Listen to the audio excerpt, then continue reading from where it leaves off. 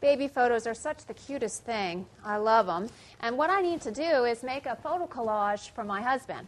So what I'm going to do is take a bunch of my baby photos. I've trimmed them all to different sizes. I don't want them all to be the same. I'm going to kind of mix and match them.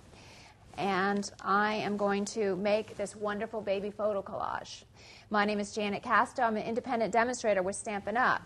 And the reason I like to do a collage with pictures is because a lot of times you get a lot of pictures and you don't know what to do with them. So besides cutting them into different shapes, you can also take your punches and you can just cut out an area of the card. Like here's the cute little baby's feet. We can punch those out and we can add those into the corner to add another element. We could use a square punch and we could cut out just the hands if we wanted.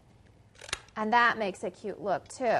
So in putting this photo collage together for your dad, you could do something like this. I have a trio of chipboard that I've decorated with some designer series paper.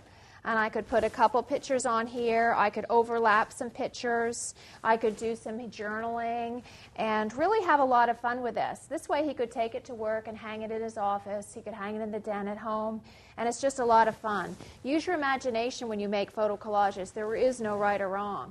Here's another cute little photo collage that I've made using a 12 by 12 frame and just taking different pictures. Actually, this one is of different dogs because this is for a friend. I'm waiting for her baby to be born.